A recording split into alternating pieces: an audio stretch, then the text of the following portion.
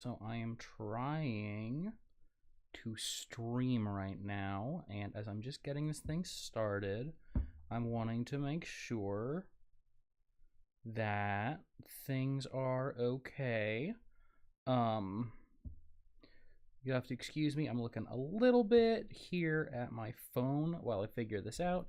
Make sure that streaming is happening, because I do not want to be not streaming.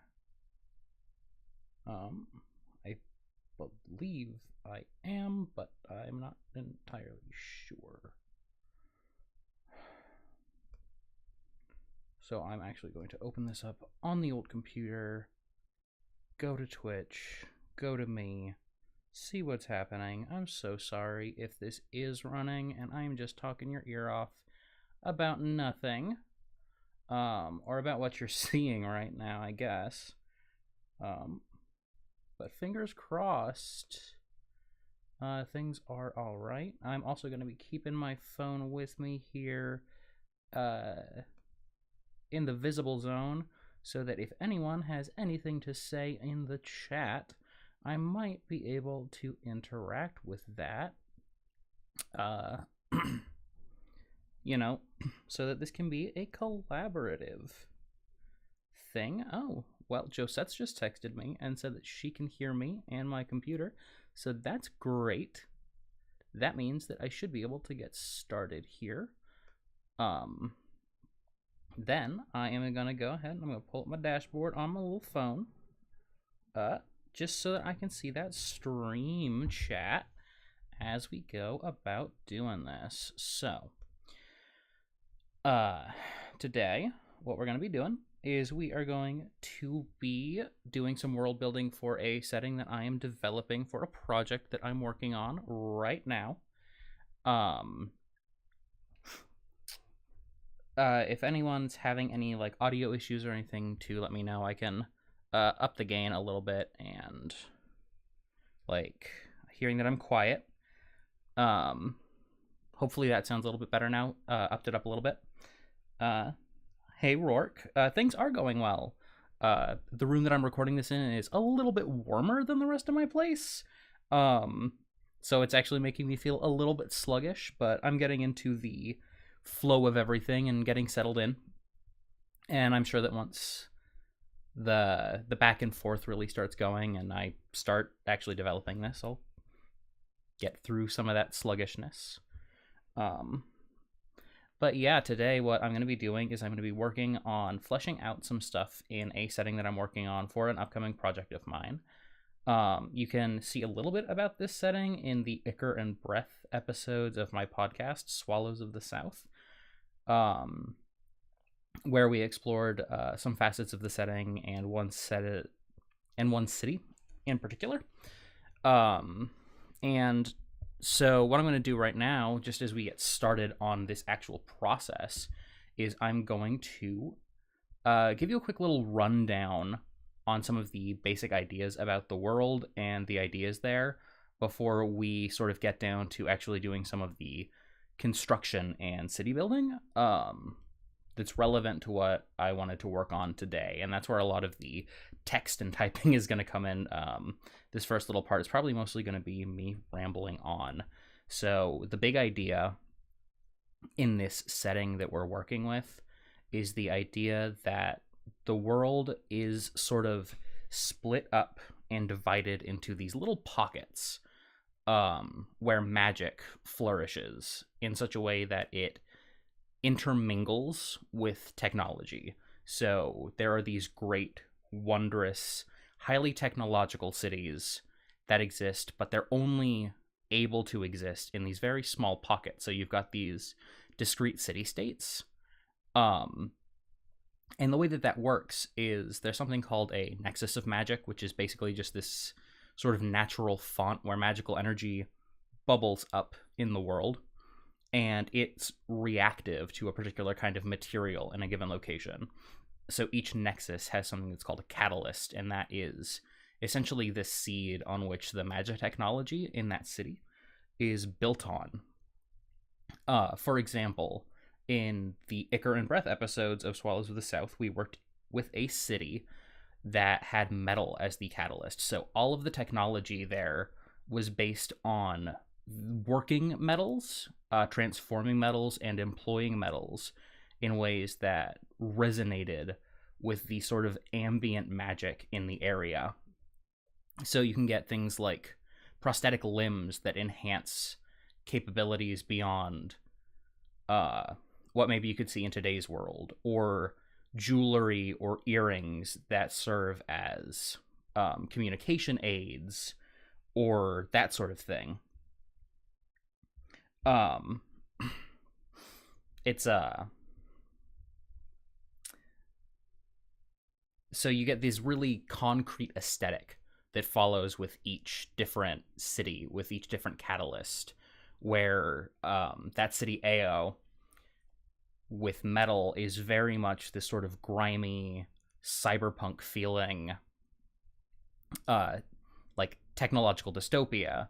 But you might find another city in another part of the setting where it turns out that foliage and berries and fruits and that sort of thing are what resonate with the nexus in that area. So those are your catalysts. So you wind up having a society that's built around working with the natural world and working in collaboration with some of those natural features, but also doing things like ingesting different tinctures or cocktails of plant materials and of like fruits and berries in order to confer different benefits to the people who are using them. So you can have this sort of interesting spread of basically imagining what the world could be like in a near future context if it was a little bit more magical and if the rules for governing technology were a little bit different. And that's really the big idea of the setting as a whole. Which brings us down to danger and the wilds. So cities are sort of inherently safe in this area because they have been built up.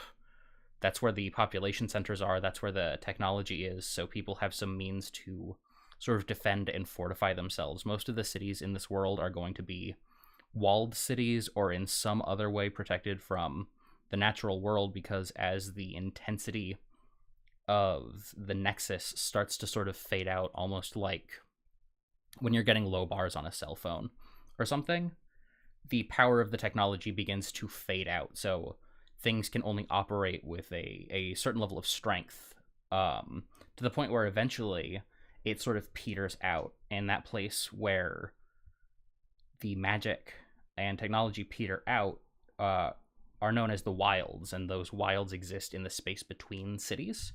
And those tend to be filled with people who have been outcast from civilization in different ways. People who have chosen to live out in the wilds, but there's also various like megafauna and monsters and that sort of thing that live out there, which make it sort of inherently dangerous as opposed to the security of the cities. And I see Rourke asked that if you were to bring something that resonates in one area to another, would it still resonate? And that's actually an interesting question. And the answer is sort of. Because of the way that each nexus is attuned to a catalyst, it means that you're going to need to make some adjustments.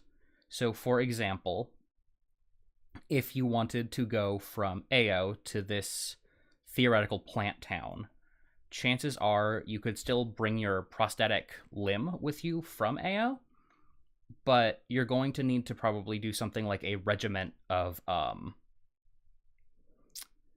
like wheatgrass shots or something every day in order to attune your body and attune your materials to the way that the Nexus works. And it's not going to be a perfect transition, but it does allow people to move things between without needing to basically start entirely over.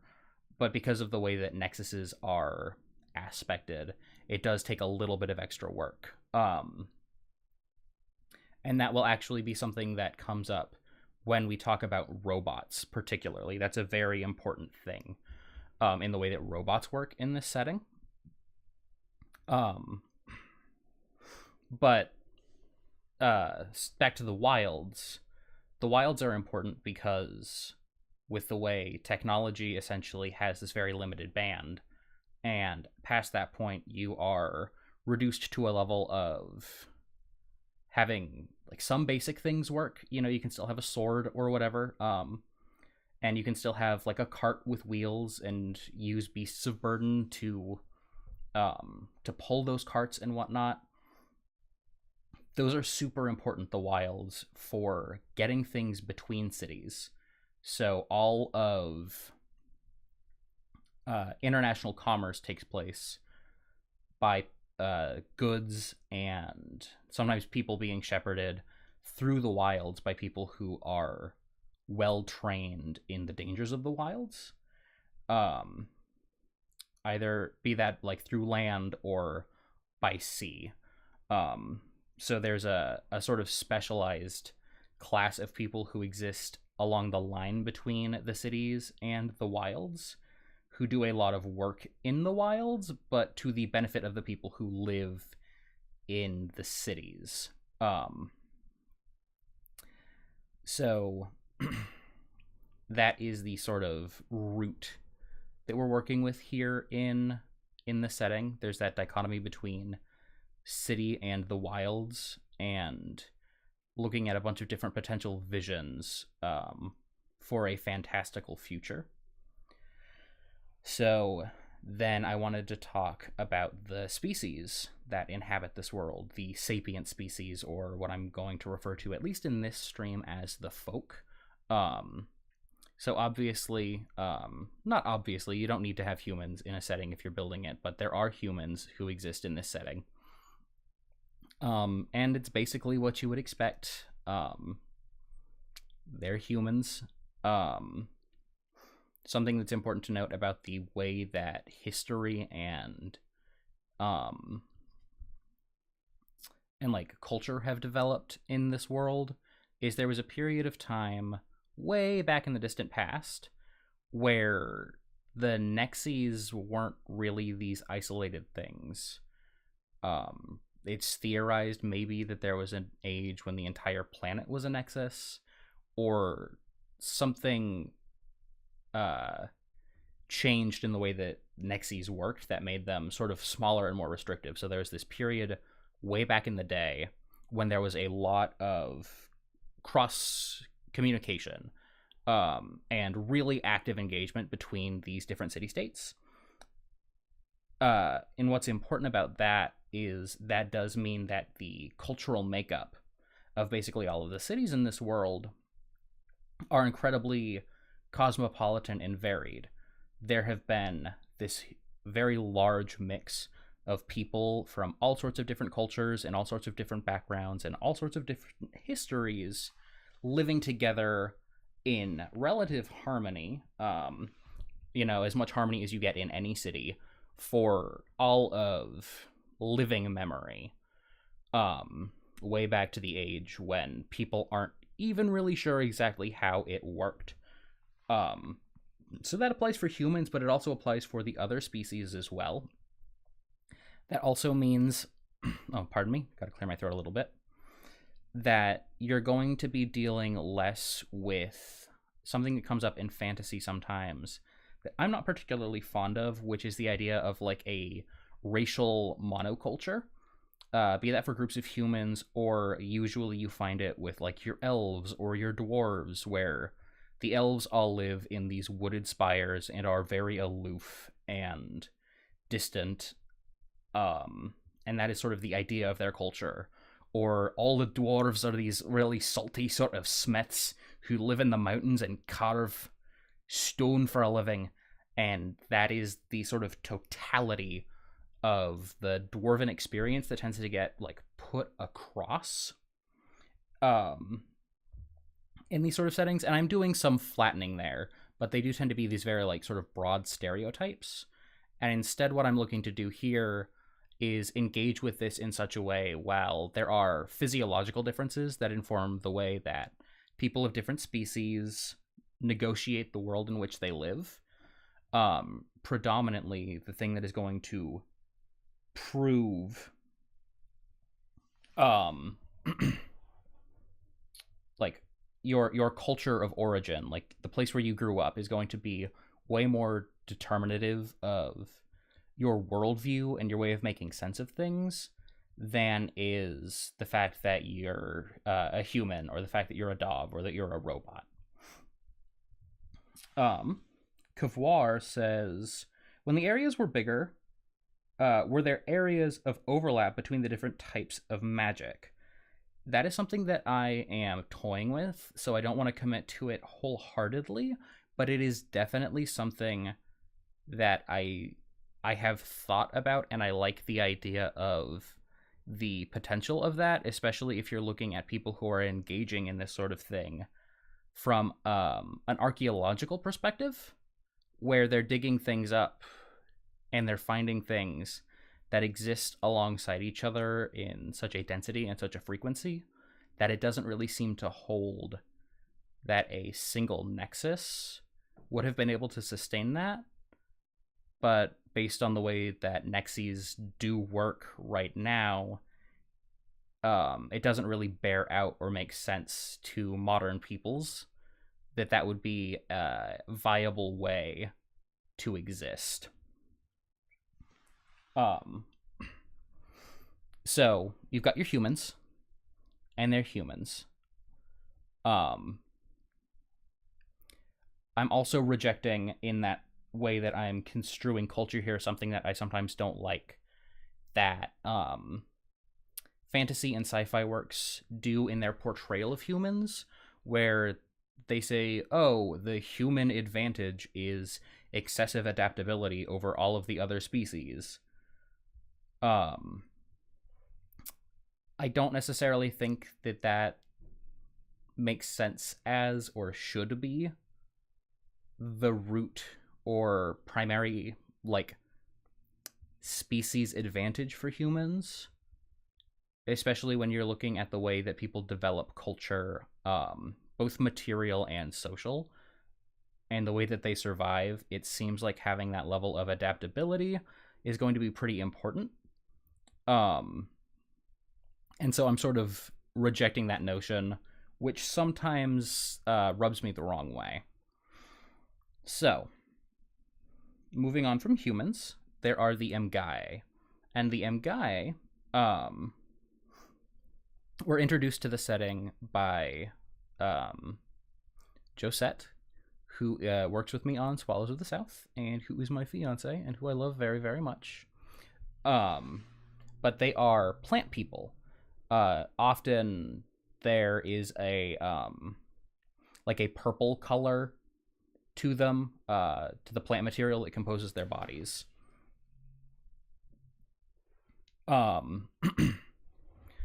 And it's important to note that the Mgai have particular ways that their life stages are set about, that are distinct and discrete from the way that human development works.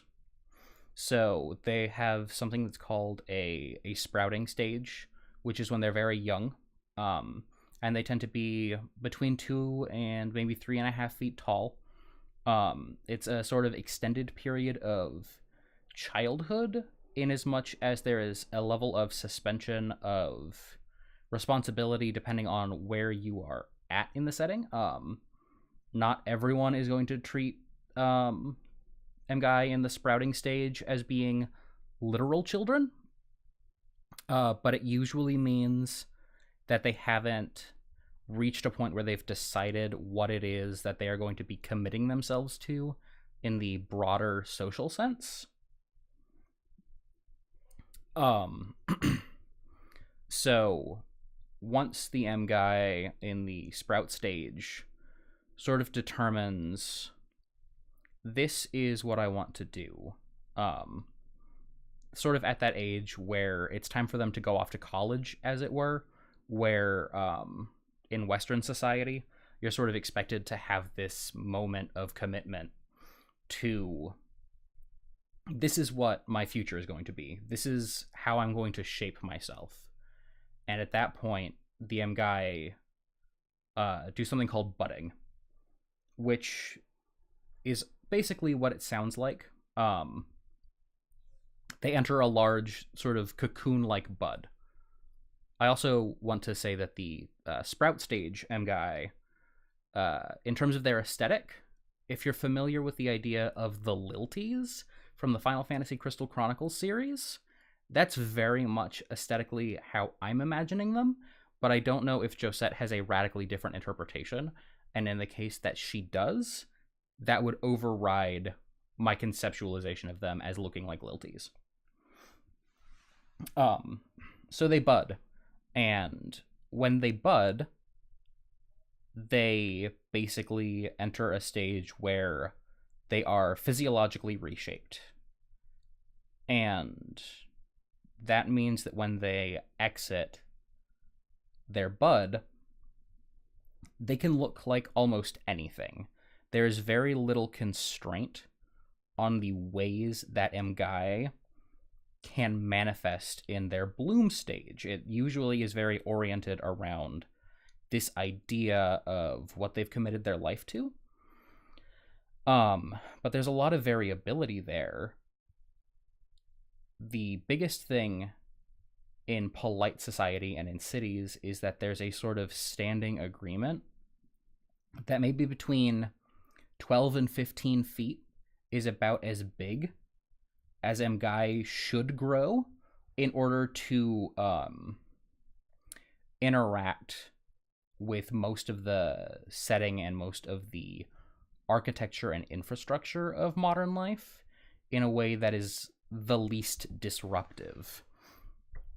However, there are Mgai who, given the time and resources, because restructuring yourself in that way does take time, and it also requires nutrient-rich soil and a degree of safety.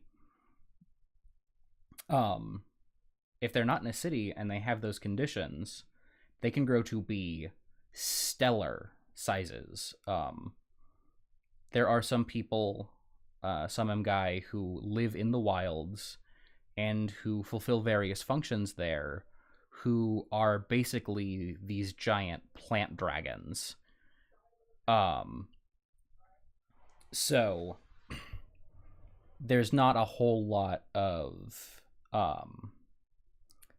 hard structure on how the Mgai can present in their bloom stage.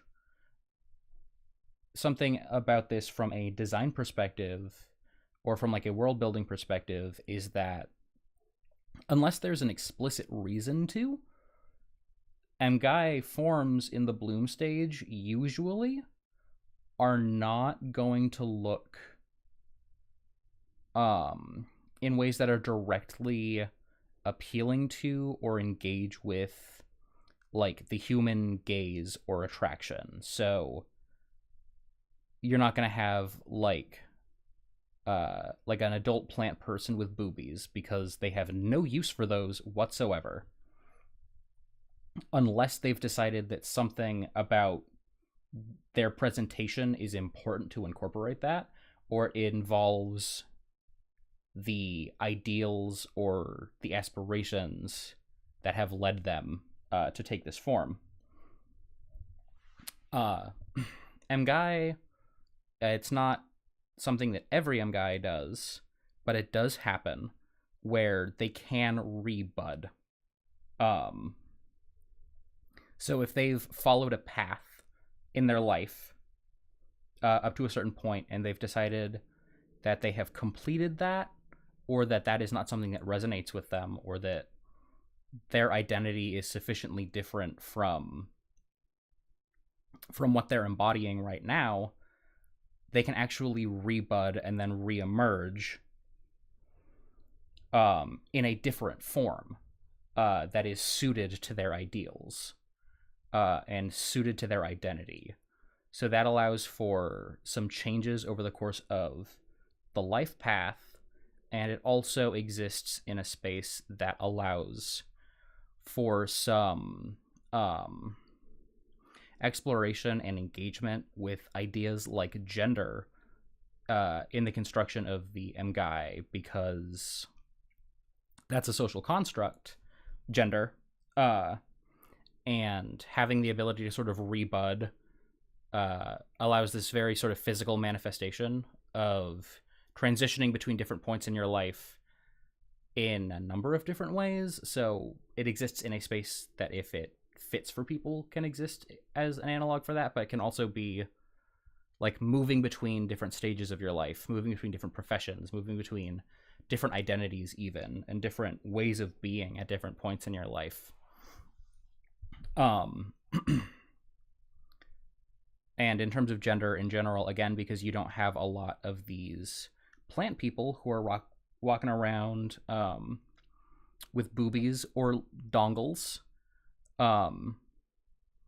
there's also not the same correlation between like physiological presentation and gender identity that is tended to be assumed in Western culture. And so that sort of highlights the arbitrary socially constructed nature of gender within the setting. So those are the MGUI, generally speaking. And then there are the Dov. The Dov, where MGUI can grow to be 15 feet tall in polite society. The Dov are much smaller. They tend to max out at around 3 or 3.5 feet tall. And they exist in a spectrum of presentations, but they tend to be a bipedal creature, which exists about halfway between a penguin and a seal. So they have this like sort of rounded form and visage. They tend to have flippers that they use to engage with the world. They tend to be rather short and stout. Some of them are more fuzzy. Some of them are more feathered. Most of them have sort of like snouts, like you might see with a seal, but there are some that are more sort of beak-like in construction.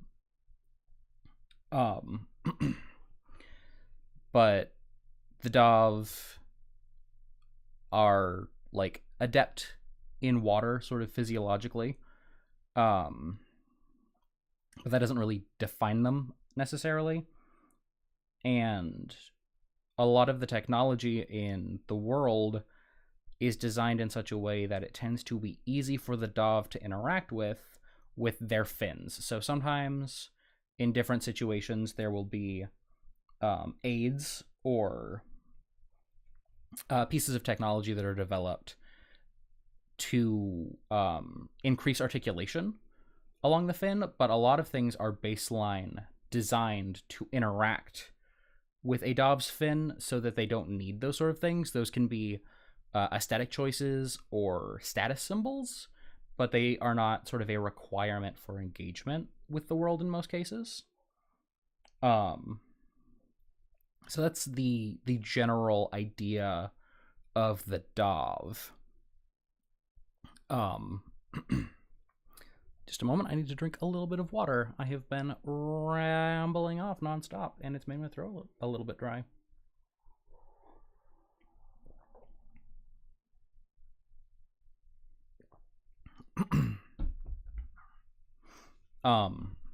So between the humans, MGUI, and the Dov, you have people who exist in all sorts of forms and all sorts of ideas, and all sorts of presentations, existing in these same city spaces that are designed to accommodate for them as much as they possibly can. And then there are robots, and in the setting, robots are more of a recent development or innovation. Innovation isn't really the right word for it.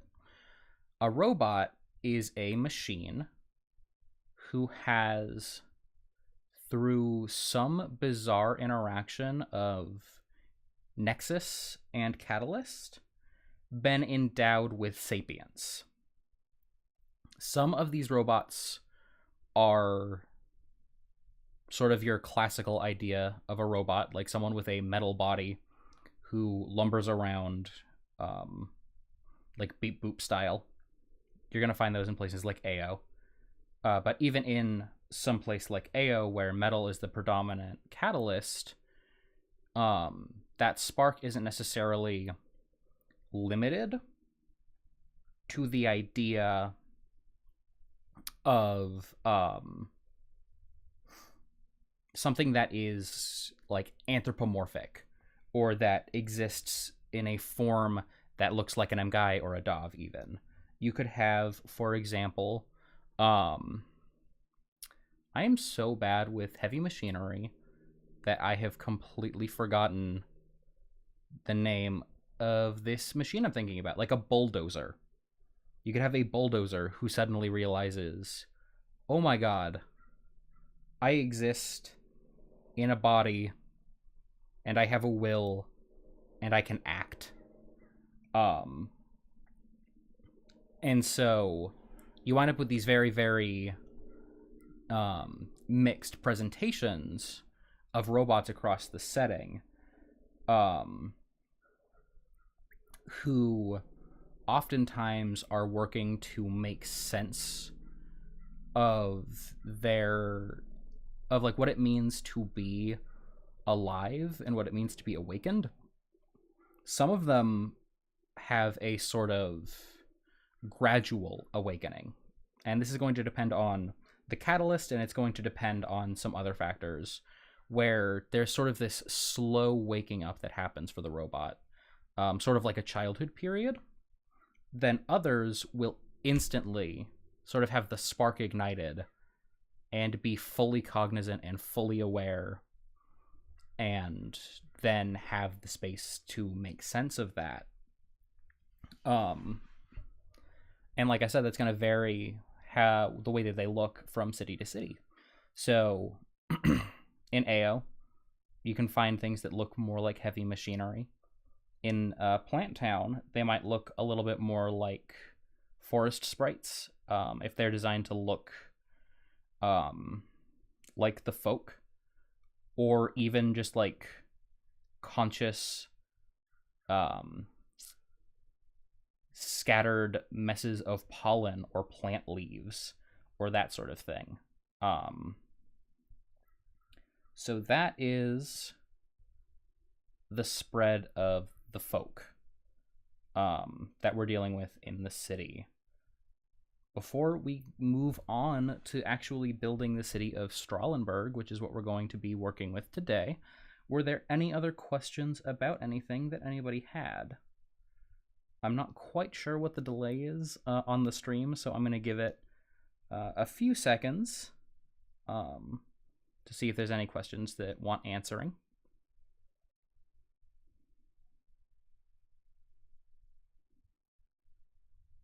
Oh yes, Cavoir. Yeah, so robots are really, really variable. And they tend to be survivable in the long term. Like, that is an assumption that is made. For example, that pollen cloud is not just going to scatter in the wind and then suddenly the robot is dead, especially because this is designed with the idea of an interactive play space in there, and you probably don't want player characters who might be murdered by a stiff breeze.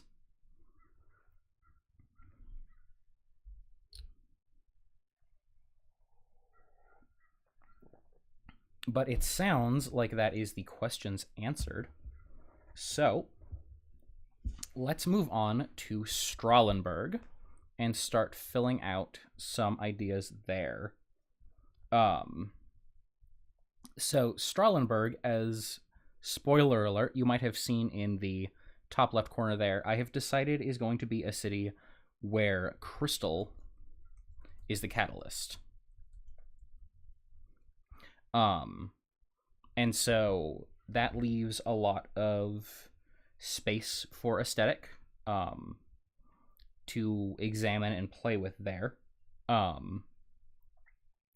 what does that mean to have crystal as the thing that is useful and that resonates with magic, and is the city itself positioned in a place where crystal is an easily available resource? So that's something to consider in the way that we're building this world. Is that something that they needed to cart over, or is it something that maybe Strahlenberg is designed as a sort of mining city that has built up over this thing, maybe on a mountain or like on a hillside, and started to flourish around that? And in terms of the aesthetic, there's a lot of space to play with there, but I think that I'm going to go to my roots with the aesthetic here, and go with that sort of Final Fantasy crystal punk look that I'm sort of fond of, that is looking more toward things like maybe Final Fantasy VIII, than, for example, Final Fantasy VII or Final Fantasy IX. I also think that Final Fantasy X exists in this sort of cool crystal punk space, in the way that they present that setting and its technology. But looking like relatively modern and accessible to Western standards in terms of this city, but at the same time having that little like twist with crystal, and the way that it is existing in the setting, and the way that it's sort of flavoring things. So that gives you a lot of opportunities to do things where, for example, glass might be made of crystal, in way like very thin sheets of crystal that can serve various technological purposes, like on buildings or in glasses, and that sort of thing. Something that I also really like, and let's make some notes about this as we're talking about this. I'm horrible with Google Sheets.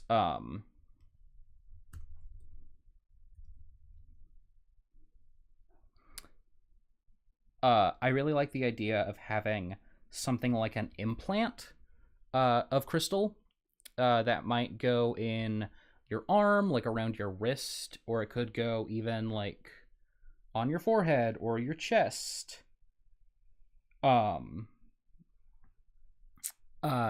have that as something that almost exists like a phone or a PDA, or this sort of like overarching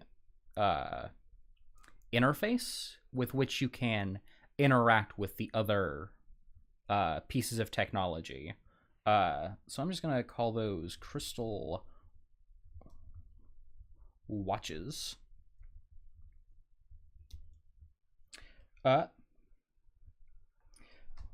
Oh, Bobicus, you can melt the crystals and use them to display things. You know, liquid crystal displays. That's a good one. I'll give you that. You got me there. um Ugh. I also actually like the idea of like crystals as prisms. Uh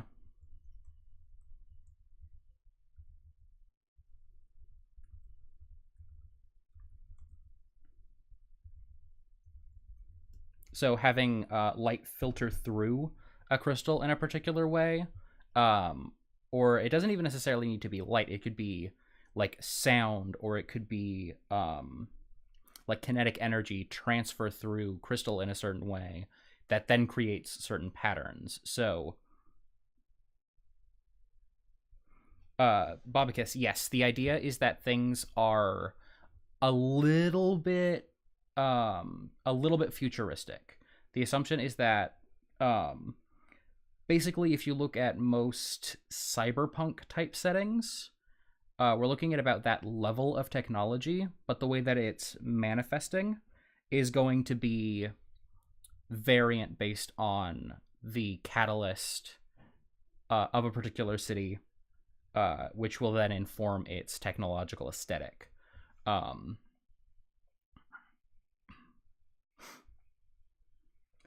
So, um, crystals, thinking about other cool ways that crystals can interface with technology. I'm thinking in terms of that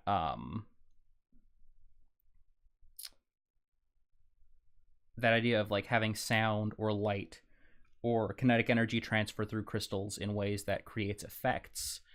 Um, you might be able to create some like interesting sort of intricate machinery that creates like a sustainable loop of energy which transfers through um the crystal network that it's working with. Um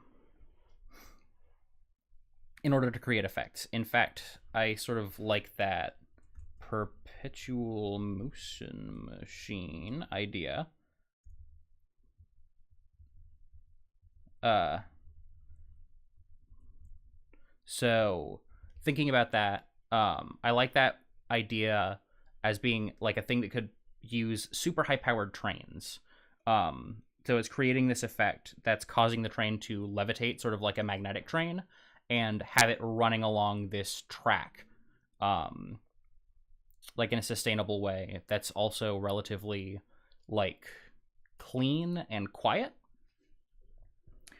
Rourke, sapient jewelry that acts as a companion.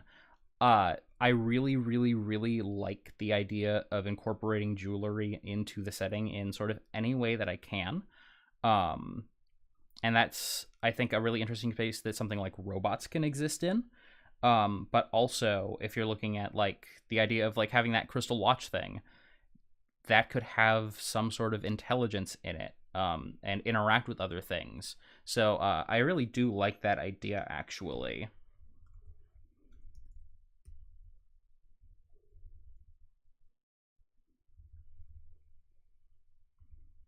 Um, so yeah, you've got this sort of high techno fantasy. I'm imagining that the general aesthetic is clean. Like a sort of idealized modern city where there's like gleaming glass, and these sort of like clean white or colorful surfaces that sort of reflect the sun, that sort of thing. Um, and I'm liking that the more I think about it, existing as a contrast to the very dirty, sometimes messy work that would go into endeavoring to mine something like crystal. So the more I think about it, the more I like the idea of Strahlenberg as being maybe a city on a mountaintop, um, where there's sort of like a beveled bowl, or like a flat plane that has been uh, constructed by the folk, and then you've had this large city sort of build out around that, and then maybe down the sides of the mountain a little bit, uh, as the constraints of the Nexus allow. So you've got a little bit of that like urban sprawl, but it's in this sort of like very clean, geometric, crystal way. Because, if I can't adequately articulate something, I can just call it a crystal way. That's how it works. So political system and organization. That is something to think about. Rourke asks, what do buildings look like with crystal? Do windows act as interfaces by which to interact with what you can see outside?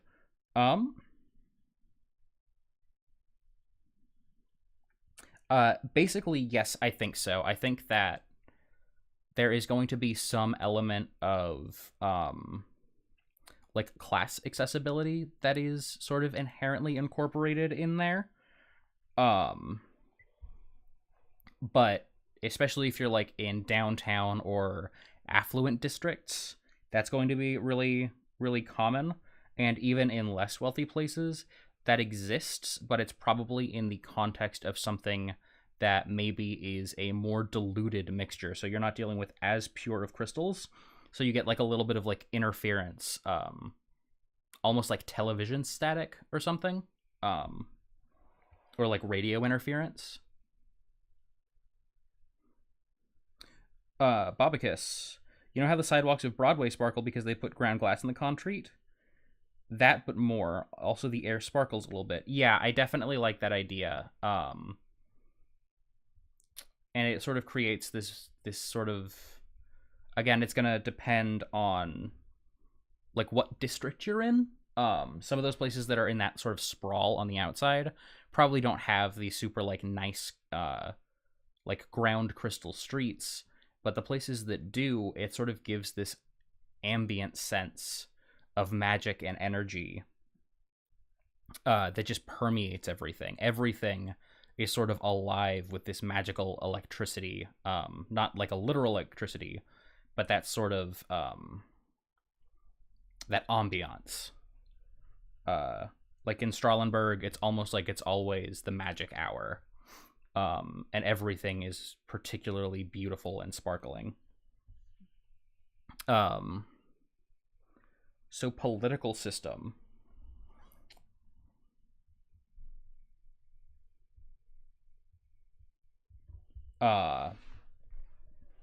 This is something that there's a bunch of space for in looking at how the city is organized.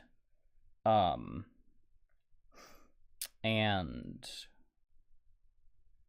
I'm thinking about, you know, where does power come from? Where does legitimacy come from?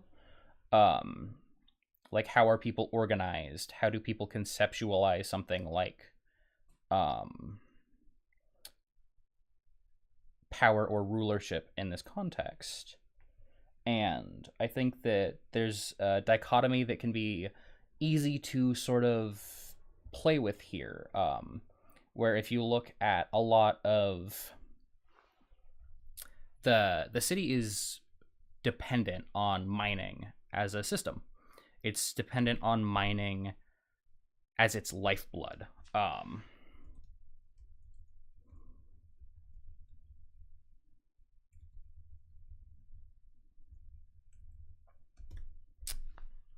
But that doesn't necessarily mean that mining is a profession which carries with it prestige. Mining isn't necessarily something that is honored or respected. If you look, for example, in modern technology at miners or people who work on oil rigs or that sort of thing, that doesn't tend to be a prestigious occupation, but people who employ those people or who organize those people tend to hold a modicum of economic, if not direct political sway. So we can look at that. We can look at, do we want mining to be something which is like exalted and celebrated, or something that is viewed as this sort of like necessary but inherently dirty and low task that needs to be undertaken to keep the city afloat and to keep the wonders of the city operating?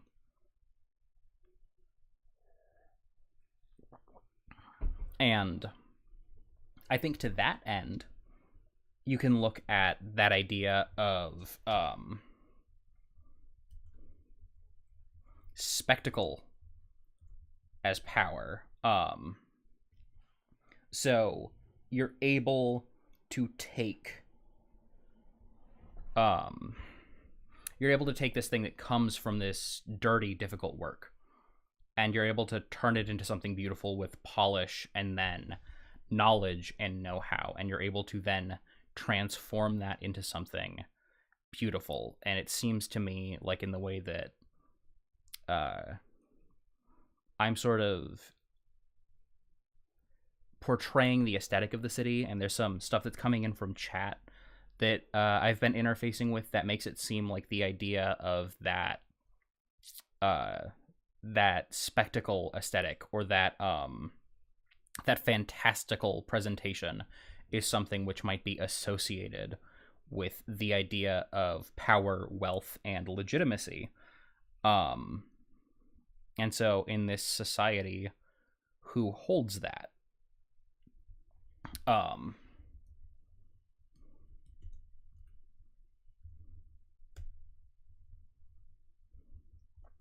And so maybe it's the people who take crystal and modify it and turn it into something more than a pretty rock. So do you want something like a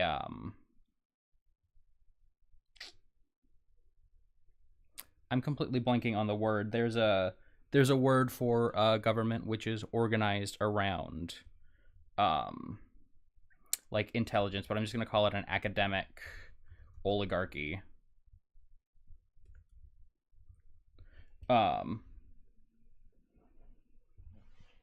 Where you have people who have these sort of specialized skills and training that involve creating and maintaining and organizing the city. Are those the people who hold power? I don't know. That's an idea that could be worth exploring. Rourke asks, where do all these crystals come from? Will it ever run out?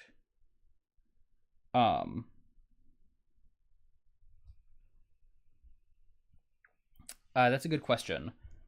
I think what I'm considering right now is the mountain that the city is on. This was a pretty fortuitous like mix of Nexus and Catalyst. So the mountain has several deep, rich veins of this crystal ore, but it's not unlimited.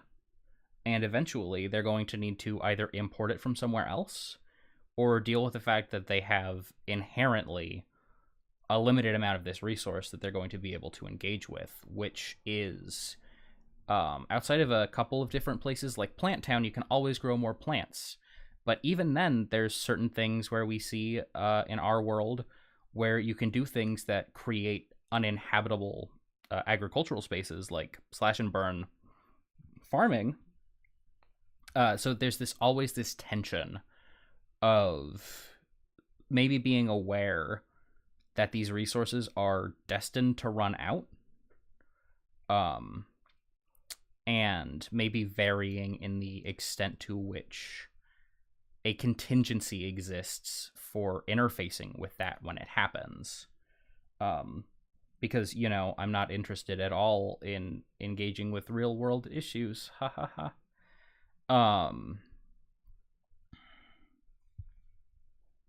So I see Babakis saying, really rigid and class-based. Like, the doors are partially intelligent, and you can't even open respectable shop doors if you're not from a respectable class. Everyone has crystal veins on their fingertips that identify themselves to provide access to the city services at the different tiers of the city. I think that's pretty interesting. And that sort of feeds into some of the more overt cyberpunky themes that are going on here.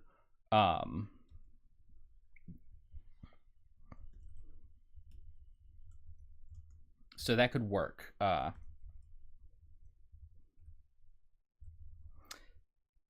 So I also sort of went with that idea of having the people who are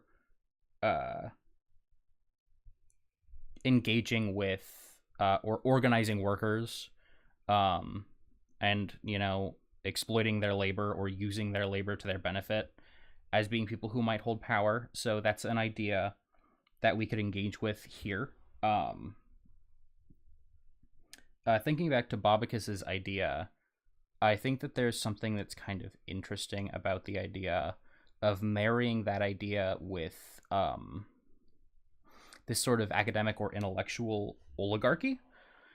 So you have this thing like that crystal that sort of serves as your PDA, carries your personal information inside of it, and that might act as something which interacts with different shops or different districts or different things in a way that creates this very literal stratification of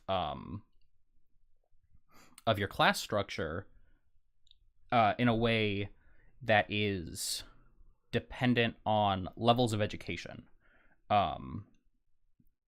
Which then brings us the question of if that is important, if the amount of education someone has is important.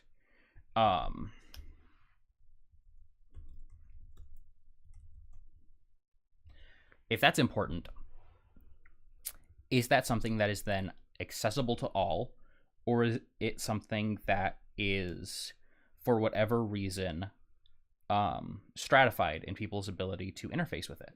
Is it something that people are not going to be able to just take, to just have access to, like it is in certain places in our world, where, for example, in America, education is ostensibly valued, but it's not equally accessible, and it creates these class stratifications and can intensify class stratifications that emerge from power and economic disparities that don't directly relate to education, that relate to family history and like other elements of social position. So that could be something that is perpetuated in this culture, where you have people who are going to be miners, and they're born into a mining family, and because of the amount of money that they make as the children of miners, unless there is some sort of dispensation that they get, or some sort of grant that they're afforded, or some sort of like patron in the upper class who decides to pay for them to go to school, they're going to be stuck in probably a mining job or something that is of similar social location, because they aren't afforded the ability to engage with that. Bobicus says, I want to see not just soft differences in opportunity, but there are literally classes that are not permitted to receive an education. A society as rigid and crystalline as the city itself. I think that that's an interesting idea. And as I'm developing this idea, it's something that probably going to that level of stratification is something I would check in with my players about, just in terms of, hey, you're going to be playing people who live in the city and who engage with the city. Is this an idea that you're interested in engaging with? But if we entertain that for a minute, I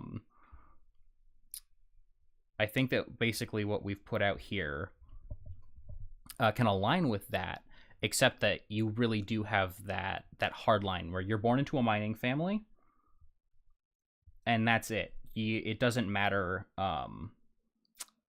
like if you win the lottery. It doesn't matter if there's a wealthy patron. It doesn't matter if you're like incredibly academically talented. You're not going to be put on the track to go to college because you're of the mining caste.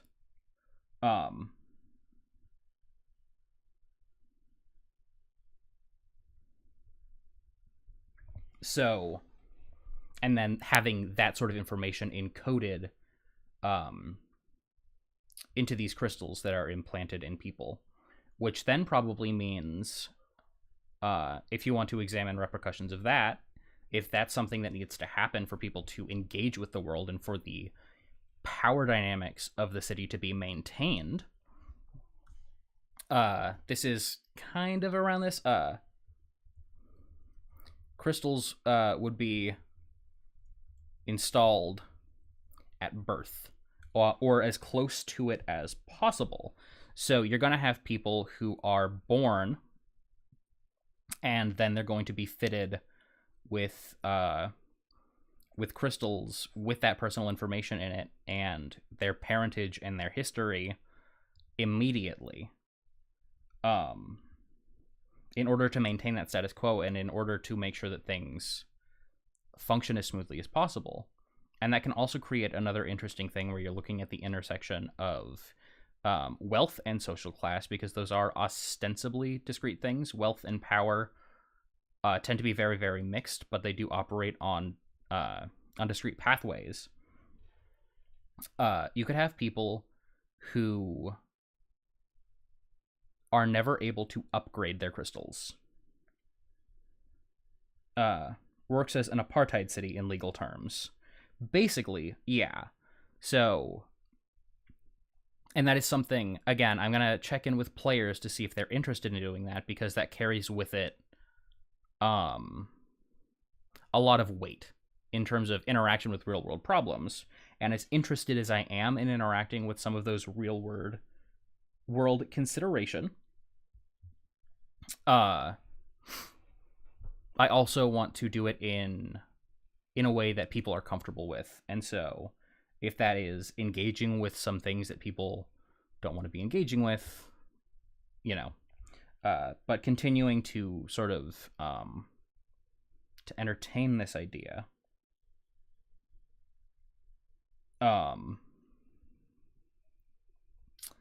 You could have people who basically, from the time that they're a baby and they have this thing installed, they're never able to update it. So it can be sort of like almost the opposite sound, or the opposite idea of like hand-me-down clothes from an older sibling that are really, really baggy on you. You have this crystal that like is almost stretched to the limit in your skin because it was installed for a baby, and now you've grown to adulthood, but you've never been able to replace that thing. So you just have this tiny little pearl of a thing that's implanted in your forehead or in your arm, where there might be more like elaborate integrated ways that people in higher social classes have, where instead of having even just like one crystal, you could have a central crystal, and almost like tattooing, or I guess if you want to be gauche, bedazzling, you could create like these intricate patterns like around your forehead or like up through your arm and onto your hands with crystal inlaid in your skin. And that lies on some aesthetics, but it also plays into the politics of the city and the way that wealth is displayed, and that idea of spectacle as a value. And you also might find people who then, instead of having those installed because of what they mean, especially people, again, in the lower classes, who are avoiding that sort of thing, having the crystals implanted at birth. So they might be disincentivized to engage with something like a safe hospital if they think that they might be allowed the opportunity to sneak the crystal of someone who has more power or more social position onto their child at some point, or to even create a counterfeit or something. So I think that creates an interesting class dynamic, which I'm just going to actually go ahead and fold class dynamics, because we're talking a lot about those right now, into this political system and organization / class dynamics.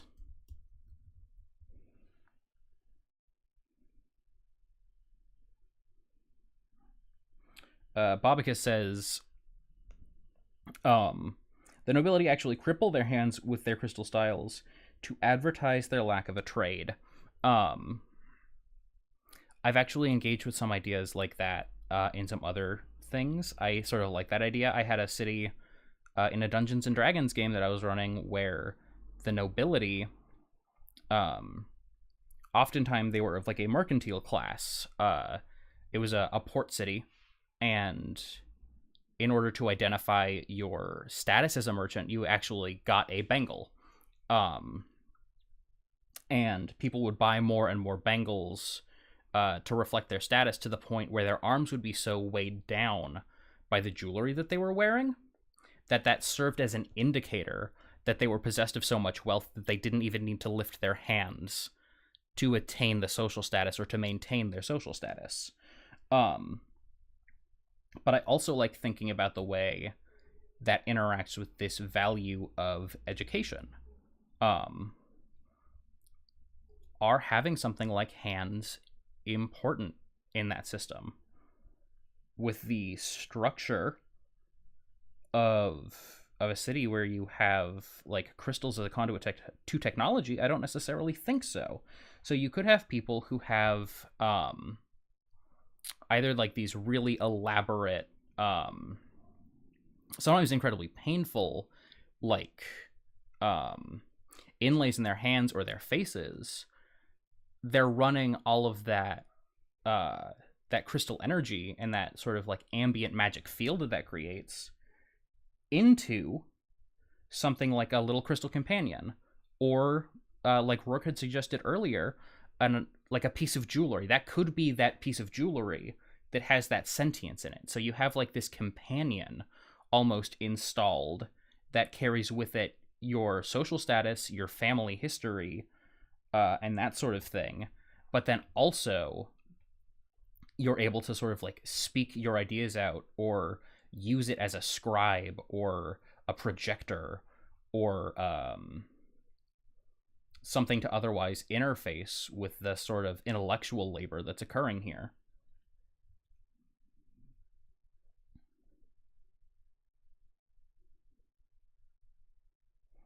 Uh, Kavwar says the tech needs to be adaptable, so it probably doesn't need a whole lot of fine motor control at high levels, and that's definitely true. And I think that, like even for people who have access to minimal technology, especially the Dov, you're gonna have even like that little baby crystal you can use as a conduit into like another crystal that might float around and follow you. They can do some of those things. So I actually think that's a really good point in dovetailing with some of those elements that exist already in the setting. So thank you for pointing that out. That's actually a really cool idea. I also think that there's the idea of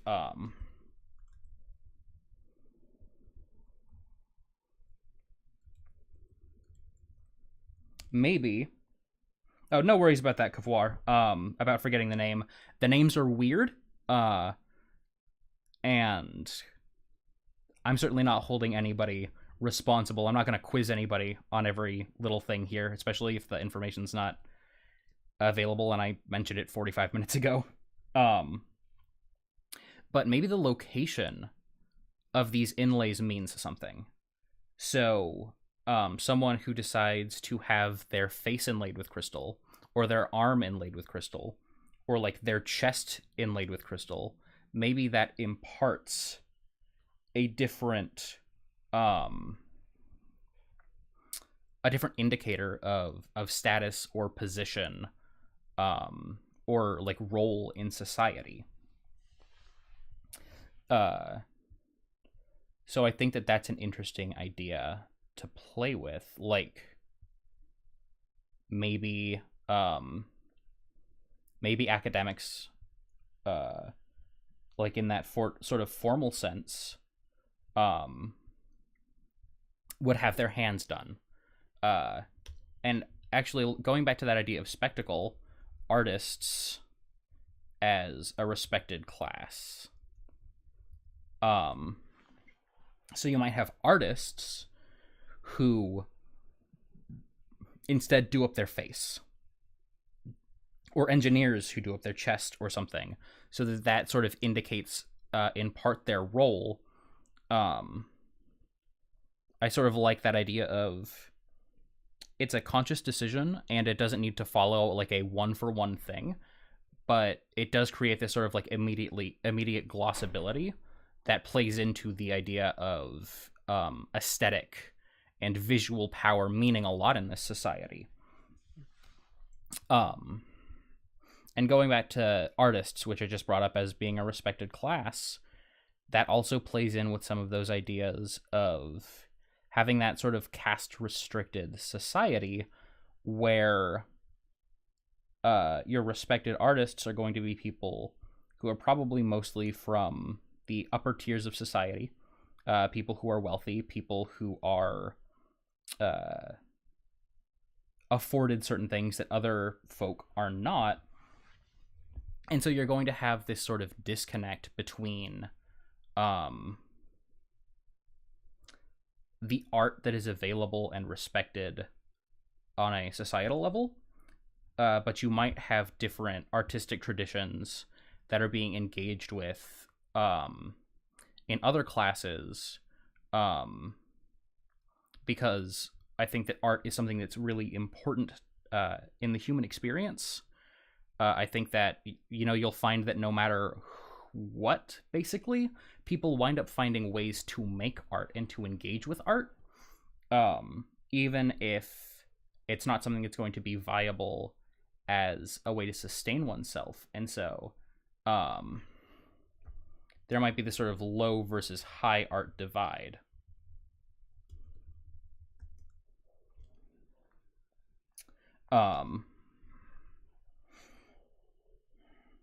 Bobicus has done a fair bit of talking about Euler, who did mathematics by his scribe, and his loss of vision. And I think that's really interesting and exists as a nice correlate to some of the stuff that we're talking about here. So I think you're spot on with that stuff.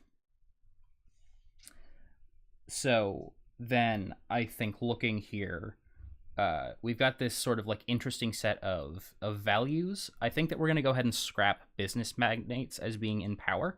I like the idea of playing with this academic oligarchy, where education is valued but restricted.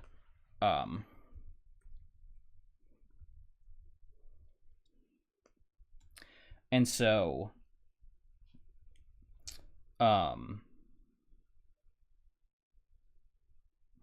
we could make this idea of who holds power like really, really explicit, where the people who are in positions of political authority and who interface with the government are people in the highest positions of academic power. So you might have, for example, rulership is a cabal. I don't like the word cabal. I feel like too often it's used in a conspiratorial way that tends to engage with like anti-Semitism and stuff, like a globalist cabal. It sounds really yucky to me and I don't like it. So I'm not going to use that phrase. Even though this is somewhat conspiratorial in the way that you're looking at the outline of society and the control of things, I don't want to touch on any of that business. So rulership is a I'll just call it a group for now. I'm blanking on a better word for it. Council, Kavwar, thank you. Council is a much better word, especially in an academic context.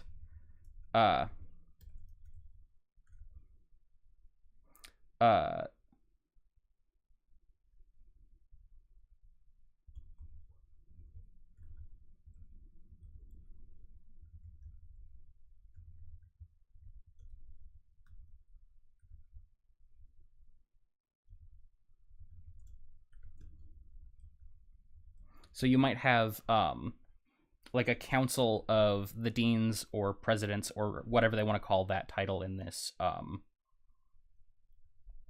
city. Dean, I think I like it a little bit better, but there might be a better term that I can look into later and sort of substitute in, where each of those universities holds not only social capital and literal capital in the form of tuition and that sort of thing, but they also interface with the different organizational structures of the city itself. So there might be one university which is really concerned with something like engineering and infrastructural technology, and so not only is their dean in part in charge of those considerations in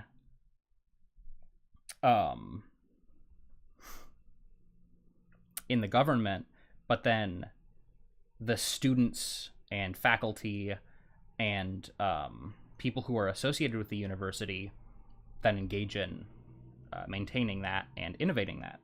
Kavwar says, or maybe people who have made major contribution to the city through art or technology.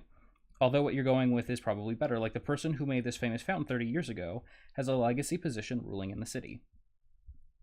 So, I actually like that idea a lot.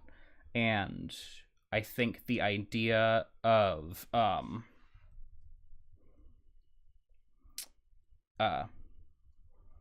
artistic or tech contributors. I think that the question that comes down there, and this is something that's going to come out of that discussion with my group, is the city incredibly rigid? Like, is it completely inflexible in its organization? Is it like a caste-based society? Or is the social control softer? And do they like the idea of a presumed meritocracy? Because if there's that idea of a presumed meritocracy, you can have this idea, sort of like the self-made man or the American dream, where even though it's not practically feasible for most people, it serves as a really convenient idea or myth for people across class spectra in order to maintain power and hegemony. So, if the city's stratification is softer, I will actually probably lean into that idea, Kavor, because I really like it. But if it's stricter, I think having that higher level of stratification would work. So it's going to depend on what the group actually goes with, because I also like the idea that can come out of something like that, with like those legacy positions or those like major contributions, can also create these sort of like minor dynasties from these contributors in such a way that they create these sort of like political blocks that aren't necessarily directly aligned with the university, but have certain things that they're interested in following or achieving. So I had two more ideas set out here for this stream, but it's been going for about an hour 20 minutes, so I think we're just going to do the overarching conflict before I wrap up today, because I can feel my throat is just getting drier and drier.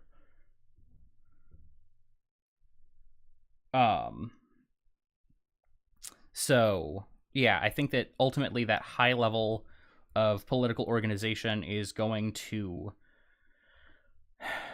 depend on whether or not it's strictly rigid or if it's flexible. I'm actually going to write that down. So like strict hierarchy, which is probably spelled, oh hey, I spelled it right, nice. Strict hierarchy, spelling's not my forte, folks, versus sort of a factionalism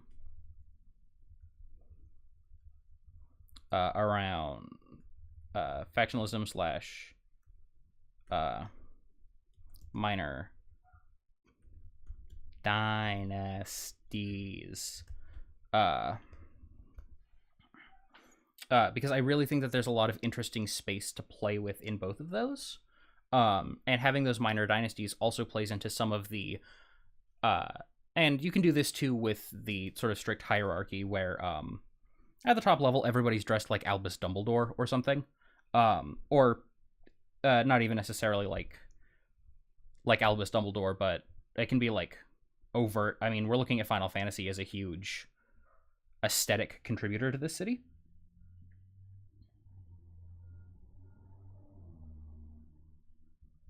But like having those sort of like minor dynasties built around these great people, I think also creates this interesting place in the aesthetic makeup of the city. So I'm gonna have to develop one or the other based on what comes out of conversations with my group.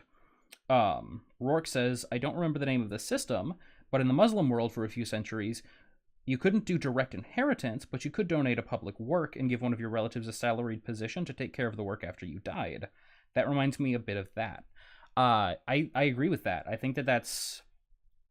I wish I knew what it was called. so that I could properly refer to it. But that's a really cool idea, and that in the context of that dynastic organization makes a lot of sense, and would probably be something that I would incorporate into that. But like I said, I've been rambling for a long time, so let's look at some of the overarching conflicts of the city. So Rourke brought this up earlier, and I think that this is always going to be something that's a consideration in this setting because of its constraints, is the crystal is going to run out.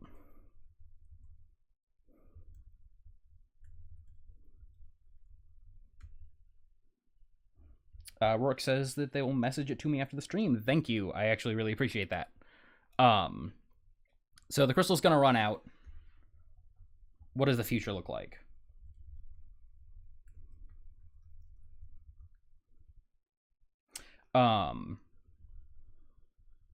And so that's something that's, not been directly addressed, but as time goes on, it's going to become increasingly apparent that, you can't mine this mountain forever.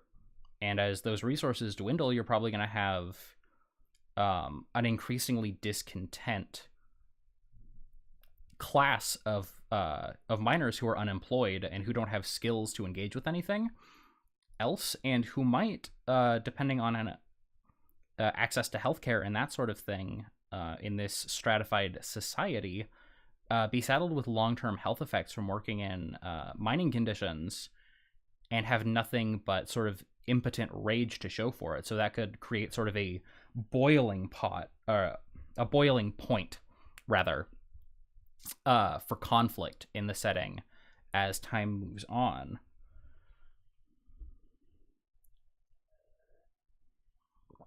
And so I think based off of that, we also have this idea of class discontentment.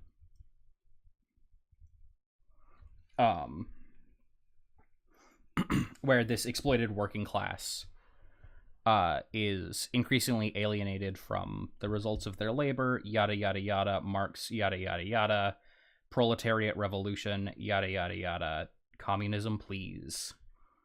That was a bit flip, maybe because I've been rambling on for the amount of time that I have.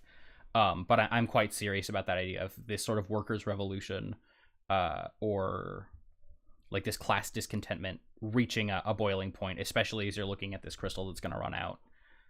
These people are completely divorced from the fruits of their labor, and now they're reaching a point where they're faced with the fact that they never can, because the crystal's going to run out. And so what does that mean? Like how do they make sense of themselves and their position and the organization of society in that light? And I also like the idea of having this, depending on the way that organization lays out, like a cross university or dynasty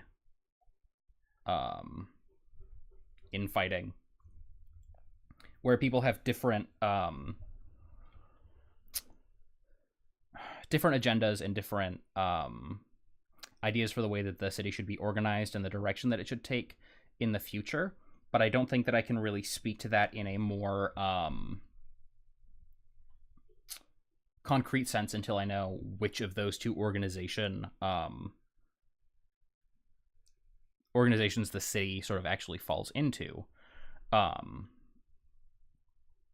you actually probably do have, like, you find in any society, people probably, there's like a little bit of factionalism that exists around university attendance. Couvoir says, another thing that might tie into the crystal running out, a conflict over recycling old relics versus finding other sources. Culture preservation versus easy progress. And I like that because you're probably going to have either way that this factionalism sort of plays out, this organization of the top tier of society. You're going to have people who are organized around like the quote unquote hard sciences versus more artistic pursuits. So you're going to have people who might be inclined to value this sort of recycling effort versus people who want to preserve it, and interfacing with that that value of aesthetic in that whole thing can also play like a really big part, where is destroying something that is sort of legitimated as being beautiful by the ruling class in order to create something new that might potentially be more beautiful, worth it. Especially when you look at some other themes that we have going on in the setting, with like literally having your family history and position carved into your flesh through that crystal.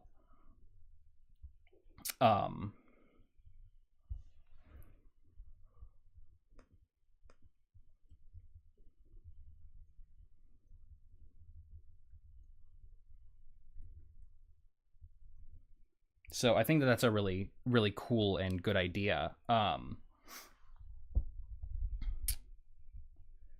And so I also think that looking at some of the other ways that society like organizes itself, it's not going to be entirely around, your entire identity isn't going to be based around what school did you go to or what is your caste. There are other like valued elements of identity, but I don't think right now I can think of a way to incorporate those into some of these broad overarching conflicts that we're sort of fleshing out, that serve as like an undercurrent to the conflict that is going on in the setting.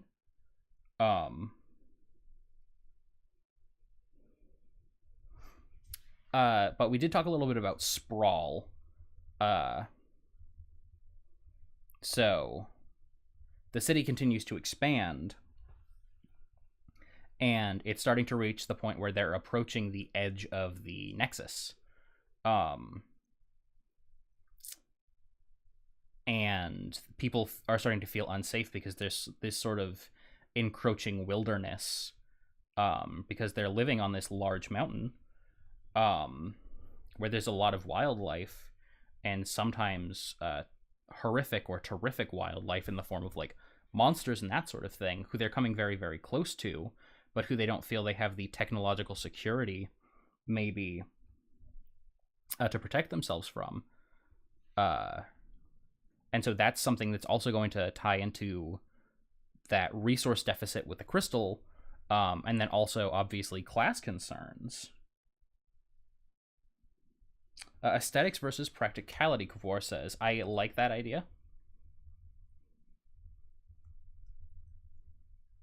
And I think that, yes, it's definitely been touched on in some other places, and just like making that an explicit theme that we're dealing with, even when there are people who are engaging in this sort of culture of opulence, positioning themselves in different ways around practicality. And what is practicality? Like, how does one interface with that? What does practicality mean, and who does practicality benefit? So there can be different interpretations of what those things mean. So that can create some interesting stuff, both within and across the different strata of the city.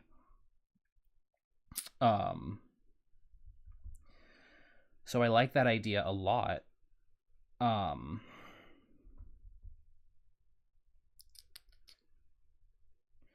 So there's also this idea of an increasingly ailing working class.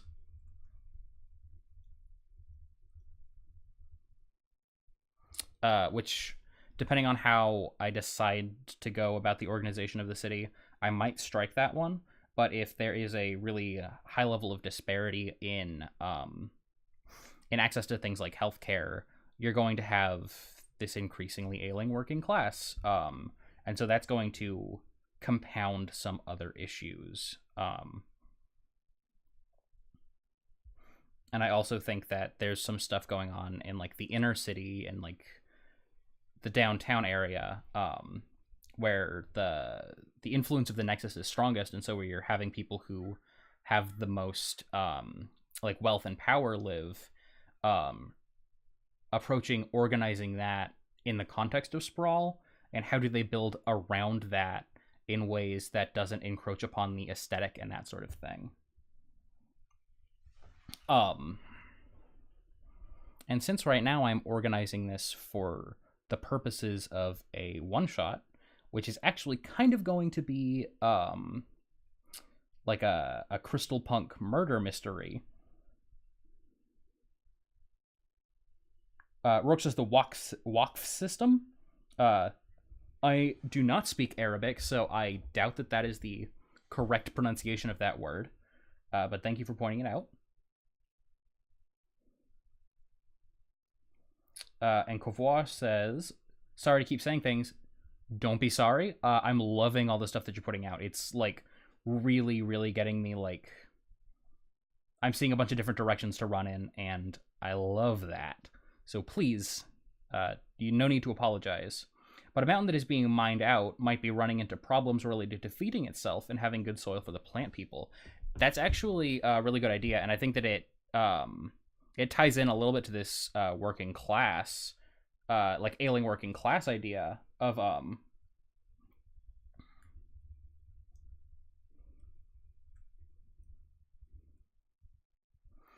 food and soil for the guy.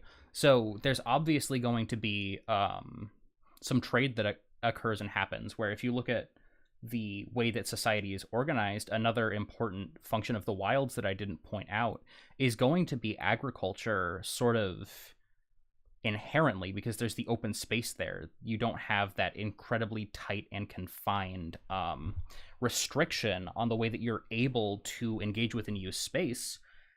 But because of the way that Strahlenberg is up on this huge mountain, getting people who are willing to make deliveries is going to be difficult. And so you need to really incentivize engagement with that in certain ways. So you really want to make sure that you're paying people who are doing these sorts of things adequately, or else they're going to find other better work if they can. And that raises the question of how exactly it is that those people are paid. For some, I might imagine that it serves as a credit to actually like move into the city at some point, like to grant yourself citizenship through service. But for other people, it might be accumulated currency of some sort, or something else. But that's a really good point that you make, Covoir. And I think that it interacts with the fact that it's really hard to transport a bunch of food up a huge mountain. And so there's obviously going to be like carved out trade routes and that sort of thing, but because of the technological limitations, it's still going to be pretty rough traveling. Especially, again, you're looking at some of this encroaching wilderness stuff, so you have that danger of the monsters and stuff up there. So that sort of like convenience versus versus security sort of conflict that you have going on there. So since I'm developing this for a one-shot, like I said, with like a sort of murder mystery vibe, I'm trying out Mutant City Blues as a system, and we're using the superpowers as reflections of the cool technology that exists in the city, and I'm going to see how that goes. But I think that this is workable, and especially once I have that solid take on whether or not it's that really firm academic oligarchy, or if you have this sort of like dynastic legacy of these great people who have contributed to society. I can flesh out some of those movers and shakers, and some of those movers and shakers might more relate to the individual personalities in this mystery, but I also like thinking about that on like the broader setting level. Like, I also don't think that I covered a lot of the space that exists between sort of the top and the bottom strata. So like, who are the people that exist in a middle class in the society, if they exist? We didn't really talk about many professions outside of academic and minor, and those definitely exist in this city. And so like that's some space that I would like to talk about and explore, but there's a lot that's here that hopefully is workable for you all, in addition to me, and like hopefully gave a little bit of insight into the way that I approach some of the ideas about setting building and the way that I develop like individual locations in cities. I also haven't touched a lot on deeper cultural practices and that sort of thing, which I really, really like to do. Like, what are some of the traditions and mores in the city that extend beyond the idea of aesthetic and spectacle? So depending on how this one-shot planning winds up going, and the recordings that I wind up doing around that, I might be doing some additional streams to flesh out some more of those things, because just sitting here and rambling and then having some of this interaction with the chat has been really, really helpful in more strictly organizing my thoughts. I have ADHD, and sometimes I wind up sort of like bouncing against like my own head when I'm trying to like put these things forward. So literally just sitting here and voicing it is helping me organize my thoughts. Before I wind down, did anyone have any questions that they'd like to ask or check in with? Thank you, Rourke, for sticking with me and engaging. It was really, really helpful, and it's always nice to have you around. I hope that you have a good day, too.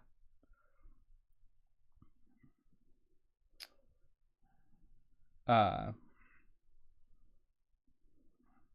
if I do another stream checking in and like updating on this, I'm gladly going to be sharing some of the results of how I feel this is actualizing in play with you all.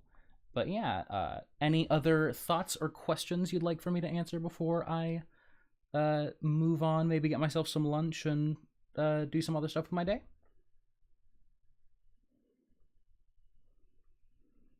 Gonna itch my eye here for a second. It's scritchily.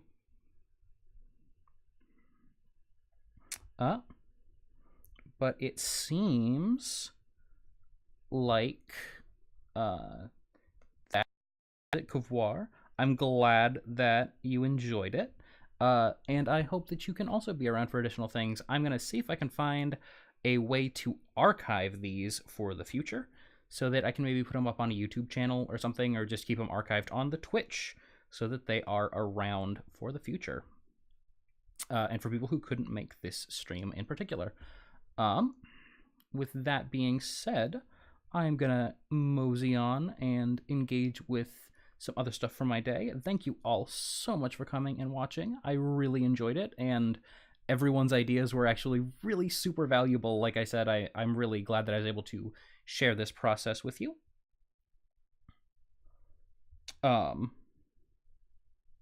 So I hope you all have a wonderful day. Covoir mentions thinking about how Mgai vary in aesthetic by their city, and love that idea. And maybe we can engage with that in a later stream, because it is juicy. Thank you all so much, and I hope you have a wonderful day.